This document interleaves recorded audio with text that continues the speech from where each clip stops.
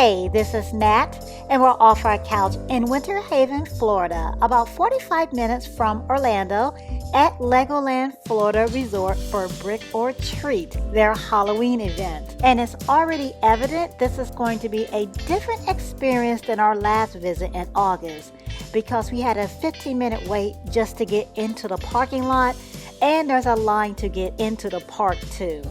Definitely a busier day. But we are so ready to enjoy this event and check out all the activities and see what's new.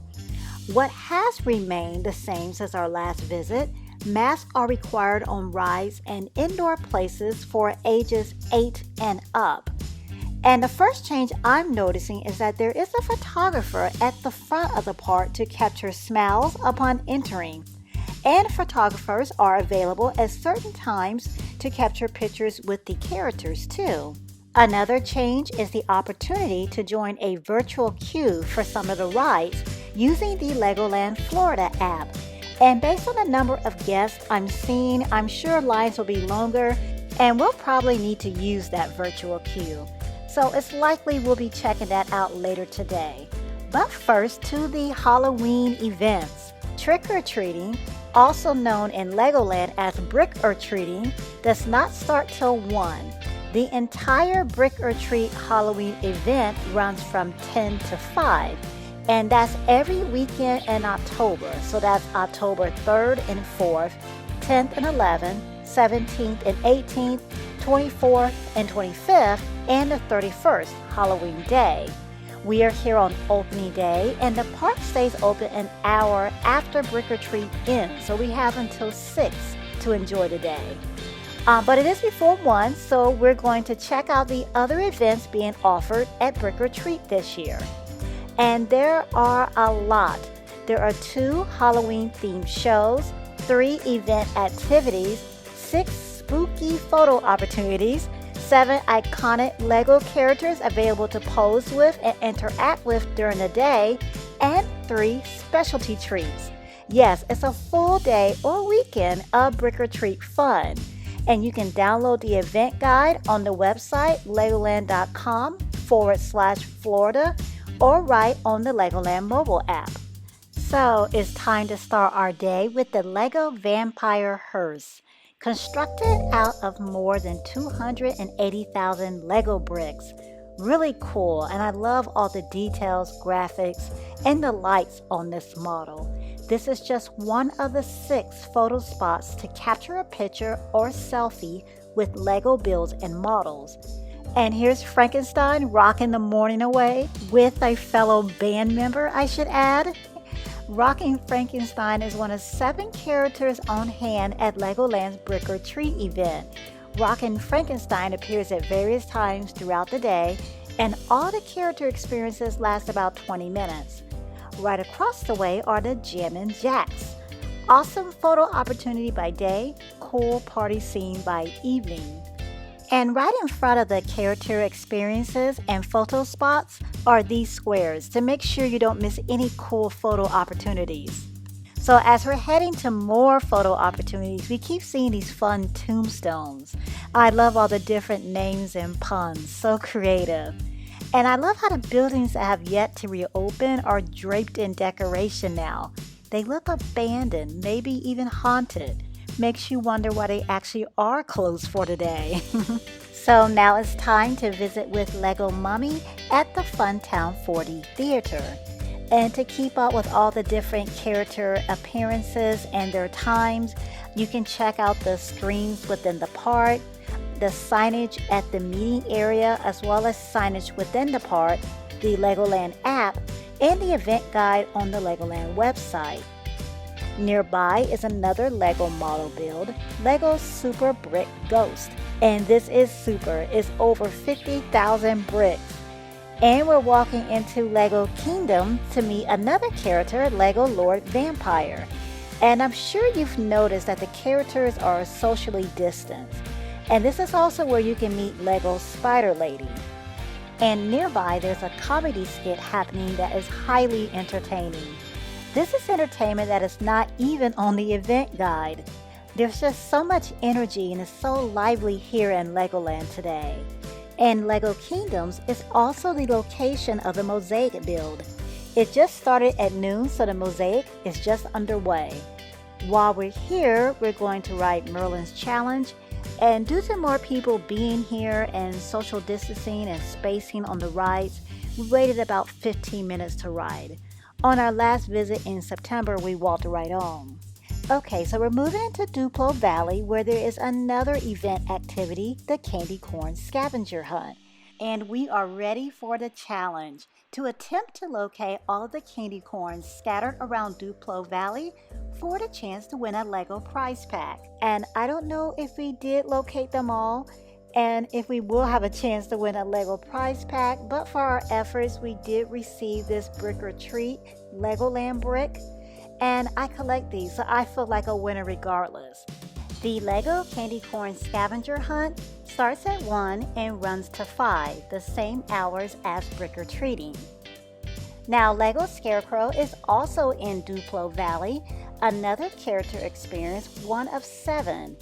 And I have some good news for my fellow slushie lovers. You can now refill your souvenir cups and purchase slushies at the Refresh and Refill Station in Duplo Valley. Last visit in August, the only place to refill or purchase slushies was at Firehouse Ice Cream, so this is awesome. And I also saw Brick or Treat souvenir cups for sale, and the Tot Spots are open in Duplo Valley. The play area in the Florida prepaid schoolhouse is also open. That's different too. Okay, back to the Brick or Treat festivities. The Lego Pumpkin is here. My daughter's favorite because you get to step inside, and more updates to the park to match the season. There are jack-o'-lanterns at the Duplo Valley train. How fun. In addition to Lego Scarecrow, the Lego Scarecrow Super Brick model is also right here in Duplo Valley. And as I already mentioned, it's after 1, so it's time to get some candy. Brick or Treating has officially started, and my kids have been impatiently waiting, so let's do this. Wherever you see this green banner, there's candy. So to practice social distancing and still keep the fun of the holiday, Legoland is using chutes to deliver candy. Genius! There are 6 candy stations located around the park that are delivering candy down chutes from 1 to 5 every weekend in October. We're in Duplo Valley, so we're starting at the Happy Harvest Candy Patch. And more unexpected entertainment and photo opportunities, scarecrows on stilts. And they are so friendly and so much fun. Everyone in your group or family will love taking pictures with the scarecrows, as long as they're not intimidated by their height.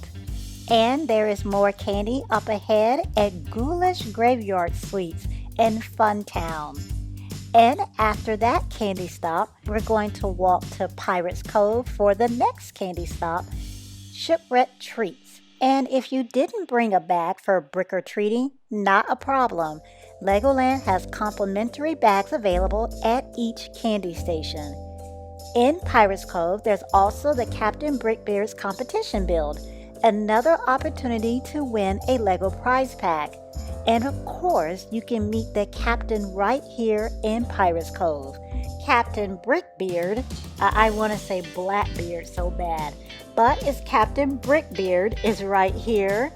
And also you can grab a photo with Captain Brickbeard's catch of the day, Sawtooth the Lego Shark. And something else new, the Legoland Water Park sign now says Shipwreck Alley. I'm not sure if that's related to the season or just an update, but I like it. And we're passing by another open Tot Spot. Now, we only saw the Tot Spots open. I didn't see any of the other play areas open on this visit. Now, all this spooky fun has made me hungry, and the kids are not letting me into their trick-or-treat bags. They're not giving up any candy, but it's okay because I have yet to try any of the specialty treats for the Brick or Treat event yet. But I plan to put an end to that and try the Mummy Snack Mix. The Mummy Snack Mix is a mix of caramel corn, Chex Mix, marshmallows, and candy available at the traffic cart. Unfortunately, that's all I have to say about it because it's not available for sale just yet. They didn't have a code to ring it up at the register. Luckily, Firehouse Ice Cream is nearby and is offering the Vampire Shadow. What I'm seeing and tasting is different than what is listed on the event guide, so I'm going to describe what I have in front of me. This is edible chocolate chip cookie dough in a cone decorated with sprinkles and red licorice dangling from the top. And I am happy to report that the cookie dough tastes outstanding. It feels absolutely divine to be able to safely enjoy cookie dough. I'm one of those people that like to scrape from the bowl.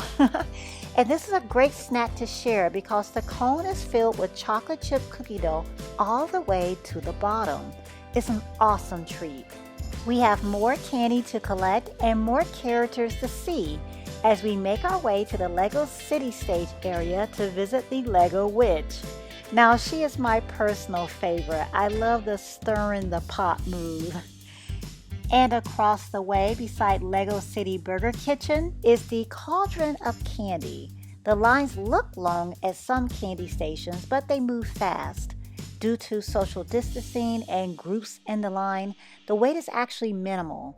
And even if it wasn't, it wouldn't matter because there is more unexpected entertainment. We actually lost our spot in line while watching this skit. And there are witches on stilts walking through too. It's hard to stay focused on the candy, which is saying a lot. And look at the candy among the palm trees here. I already love palm trees. I had no idea it could get any better. And the walkway is decorated with candies as well. The complimentary bags are in the mailbox at this candy station. And this candy chute is clear, so you can grab a sneak peek at the sweetness that's coming through. Also, there are 2 Halloween shows happening, and we're heading to the Grooving Graveyard. Located in Funtown 4D Theater, this is a spooky and musical show. And while we're waiting on the red carpet, I want to show you my daughter's basket so you can see some of the goodies being handed out. And there was more, and if it wasn't for me saying no more candy every 30 seconds, this basket would be empty. I wish I was exaggerating. Anyways, we're finally in the theater for the show. They're spacing families and groups out, so it's taking longer than normal to be seated. But man, is it worth the wait. This show is awesome. The music is awesome. The dancing is awesome. The lighting and fog effects, all of it is awesome. We love the show. Honestly, it's worthy of its own separate admission. It's that good. After seeing that show, I definitely want to check out the other show. But first, time for more candy at the Rockin' Roadie Treats candy station, which is right outside of the theater. And this station has the clear tubes also, which I think makes this even more fun. Okay, so now we're racing back to the Lego City stage for the other show, A Candy Coated Curse, and unfortunately it's been canceled due to the weather. But I did see some good news, something new while we were sprinting from show to show. The food truck Ultimate Sandwich Builder is now open. I've been wanting to try this for a while, so if you have already tried this, let me know what to get on my next visit. And since we're so close to Lego Ninjago World, I thought I would take a peek in to see if there are any holiday additions to the area. And no, still the same awesome fun as usual. And the Ninja Kitchen food truck is not open today. So we're heading back to Lego Kingdoms for our last candy station. And I see that Kingdom Cones is open now too. And while we're here, I'm going to check out the progress of the Mosaic build. It's coming along already. There's a line for the candy station, Critter Candy, but it's moving along fast. Wow, look at these huge barrels of candy. But from this angle, I can tell the crates really aren't that deep. It's still a lot of candy though. And I dipped into Lego Movie World to see if there's anything holiday related going on over there, and nope. The normal awesome fun Unikitty Disco Drop is closed due to the weather though. Otherwise, everything else is still the same as our last visit. The shops and dining are still closed in the area. And Luigi is still up to no good, attacking riders at Battle of Bricksburg. The extra water attack probably doesn't faze them now because the rain is pretty persistent. Gratefully, we've made it through most of the Halloween events. And on the way to our next ride, check out the gate to Lego Kingdoms. It's updated for the event. So we made it to our next ride, and I'm taking the opportunity while we're in line to check out the app. So you can see that some of the rides are marked virtual, and joining the line on the app is the only way to ride those particular rides. But if you prefer not to use the app and you're not too particular about what you ride, you can still jump in the lines to some rides with little to no wait. We rode on Merlin's Challenge, the Grand Carousel, Beetle Bounce, and we're currently in line for Lost Kingdom Adventure.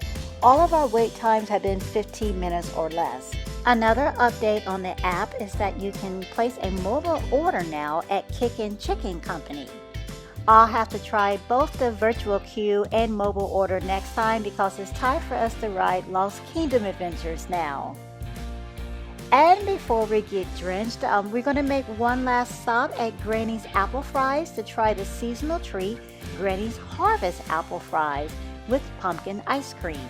And this pumpkin-y twist on this Legoland specialty is delicious and perfect for any pumpkin flavor lover. But it's not very big, so if you really want to savor this specialty treat and you have other people in your group that want to enjoy some too, you may want to get a couple. All of us shared this treat, and honestly, I barely got any. So we are done for today, and what a send-off. Rockin' Frankenstein, Lego Witch, and the Model Citizens are rocking it out. It has been an awesome day. This is our 4th Brick or Treat event, and it's actually been our favorite. Despite the obstacles due to the current health concerns, Legoland Florida addressed them and made this event even more fun. The candy shoots to promote social distancing, genius. Having the characters behind barriers so you can still capture wonderful pictures, wave, and interact with them, absolutely genius. I personally didn't feel like the spacing took away from the experience. I loved it. More importantly, my kids still loved it. And there were other additional safety precautions that were in place during this event.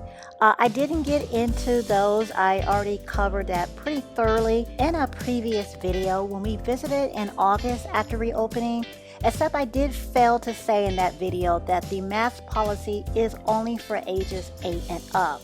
But I will put a link to that video in the description box if you would like to review the additional safety precautions that are being taken at Legoland right now.